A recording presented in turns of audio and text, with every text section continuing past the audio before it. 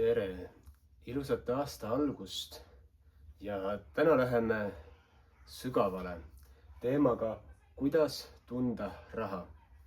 Aga enne kui sukeldume sisse, siis vaata, selle video all on link, kus sa saad endale tasuta alla laadida 8-9 lehekülge pika PDF-i, mis aitab sul seada plaane, eesmärke, ehk siis aitab saavutada ja teha asju, mida sa tõsiselt soovid ja luua selgust sinu enda sees. Ja teed selle ringi lahti ja näed, et saad selle alla tõmmata ja kui soovid, võid jätta ka annetuse selle tehtud töö eest. Et ma usun, et näiteks kui sa soovid mingit asja ehitada või oma sissetulekut 10-kordistada, et siis see on väga-väga tehtav selle metoodika abil. Ja seesama teema põhineb täpselt sellel samal eesmärkide seadmise metoodikal, et asi pole mitte kunagi rahas. Et elu ei pöörle raha ümber, aga raha ise on see nafta või bensiin, mis voolab selles nii-öelda ühiskonna konstruktsiooni soontes. Me oleme ehitanud endale auto, masina, ühiskonna, mis liigub mingis suunas ja et oma tegude eest, oma väärtuse eest nii-öelda midagi teha, midagi luua või isegi süüa, siis me tihtilugu vajame raha. Et ideaalses ühiskonnas toimiksid asjad teistmoodi. Ja sellepärast on see eriti oluline, et igaüks õpiks looma ja kasutama seda raamistikku, et me saaksime üheskoos luua ühiskonda, mis tegelikult baseerub suveräänsuse, koostöö ja üksteise aitamise printsiipidel, ehk siis sünkroonsusel toimib ühiskond, kus vajadus rahuldatakse otsekoheselt läbi andmise. Aga nii, et plaanide tegemine.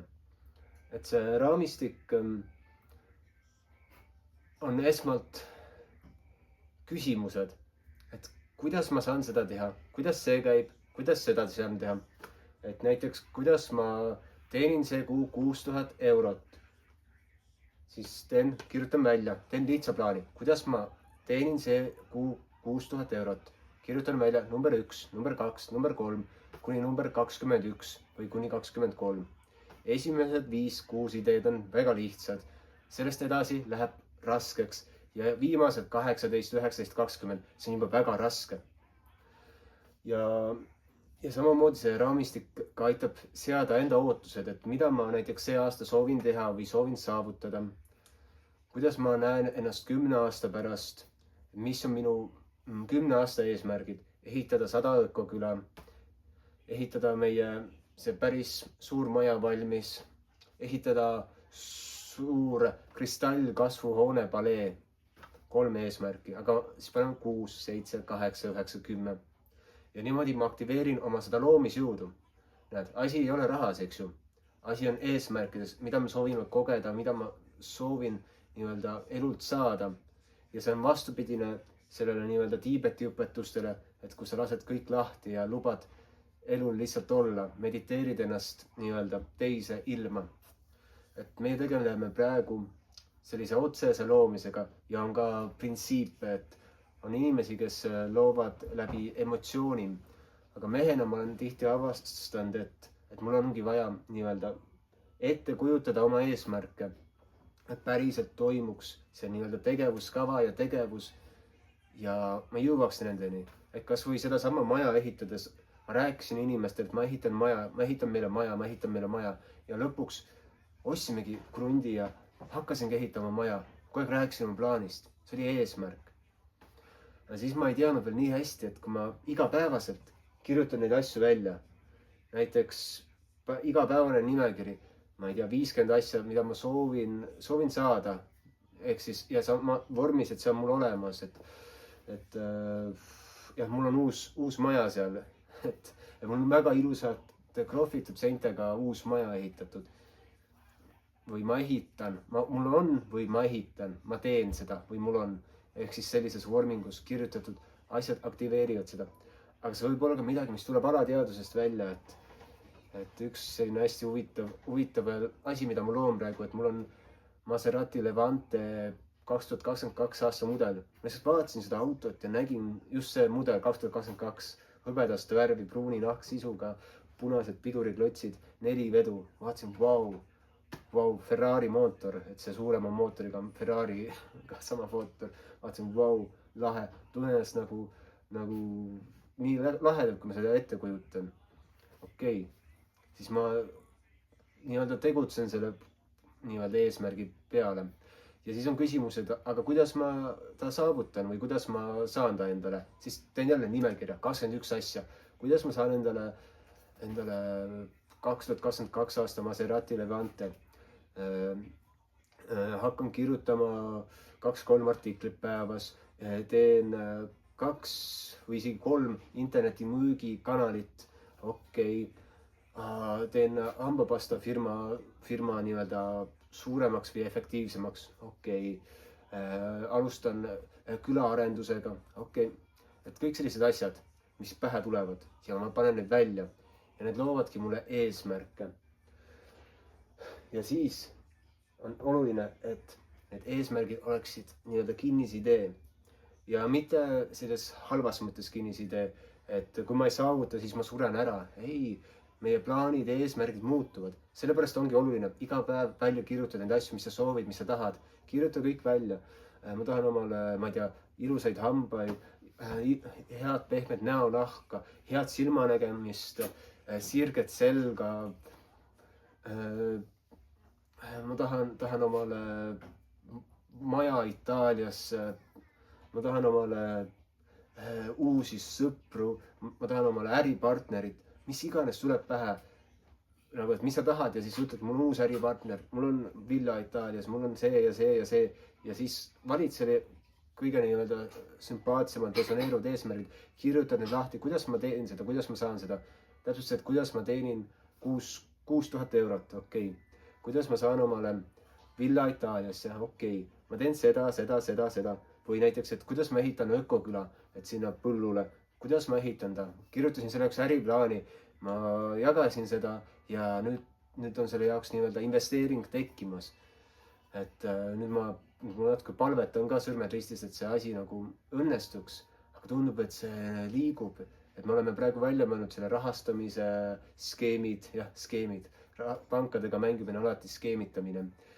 Või näiteks väga hea eesmärk, kuidas ma saan luua uue ajastu panga. Number 1, võta selle inimesega ühendust. Number 2, võta selle inimesega ühendust. Number 3, mõtle see visioon välja. Number 4, visioon võiks selline olla. Ja siis ma võtan selle visiooni lahti. Milline on uue ajastu panga visioon? 21 punkti. Kirjuta need välja. Ja selline loomisharjutus tegelikult annab sellise selguse, jõu ja inertsi igasse asja, mis me teeme ja mis me loome. Et kas või kirjutan õhtul selle küsimuse, millega ma lähen magama, et mis näiteks panen eesmärgid, 6 eesmärki või 3 eesmärki järgmiseks päevaks. Et mingi tee omal see digitaalne toode valmis, okei. Kirjuta 2-3 artiklit LinkedIni ja Mediumisse, okei. Ja siis näiteks tekib mingi küsimus, aga kuidas kirjutada biofiililistest ehk siis ökoküladest väga ilus tekstiartikkel. Okei, tee äriplaan valmis. Need selged ülesanded, siis ma valin neist kõige tähtsama ja teen tema lõpuni välja. Ja niimoodi tõuseb ka sinu produktiivsus väga palju, väga efektiivselt ja hakkad asju nii-öelda saavutama ja ära tegema, et elu muutub väga tugevaks ja võimsaks ja lihtsaks. Et see, mis ma praegu ka teen, et ma lihtsalt panen seda fookust ja praegune tegevus ka, ehk siis ma panin endale ülesande, et tee üks eestikeelne YouTube'i video. Okei. Ja ma tegin kõik teised asjad juba ära. Ma tegin omale mitu artiklit täna, ma suhtlesin, planeerisin seda küla asja. Siis ma tegin ühe selle e-raamatu, mitte eestikeelse, mida ma teile pakun, vaid ingliskeelse. Siis ma tegin selle jaoks pika seletava video. Siis ma mõtlesin, okei, paneme ühe eesmärgi juurde. Teeme eestikeelse video, et seletada selle nii-öelda kingitusena tehtud raamatu ülesannet. Sellepärast ma tegin selle raamatu inglise keeles alguses ja ma pakun seda müügiks oma ingliskeelsete artiklite lõpus. osta 3,99 omale selline raamat. Ehk siis sa võid ka seda osta endale või nii-öelda annetuse teha või tasuta kasutada, et mis väärtust ta loob sulle. Sellepärast, et selle sama raamistik loob sellist väärtust, et kui sa kasutad seda iga päev, et see, mis ma räägin sulle, et selle väärtus 10-kordistub, 100-kordistub, kui sa paned selle praktikasse. Et nii lihtne see ongi. Vot. Ehk siis õpi tegema lihtsaid plaane, kõik välja, tõkk. Ja siis sa mõistad, miks raha on energia. Ta on see, mis voolab, mis paneb sind teostama, tegema neid plaane ära. Ja 3, kui see eesmärk on sinu kinnisidee, siis sa nagu saavutad selle, sa teed ta lõpuni ja siis tuleb järgmine. Vot. Ja kui vahest jooksed vastu puud, siis ära muretse, vahest meie eesmärgid, plaanid ka muutuvad. Lase lahti, võta uus. Kogu aeg defineeri endale neid asju, siis sa ei jää ka kinni. Kirjutad lahti, seletad lahti, siis sa ei jää kinni. Ja kui sa küsid, et kas kirjutada käsitsi või arvutis siis arvutis ma ei soovitaks, käsitsi on väga hea. Ma kirjutan nii kehvasti käsitsi, et ma kirjutan telefonis. Aga telefonis ma samamoodi, ma kirjutan aeglaselt ja pean oma aju pingutama. Arvutis see on liiga lihtne. Vot, aga käsitsi ma arvan, et see on kõige parem. Vot, pane jälgimisnuppu ja näeme varsti jälle.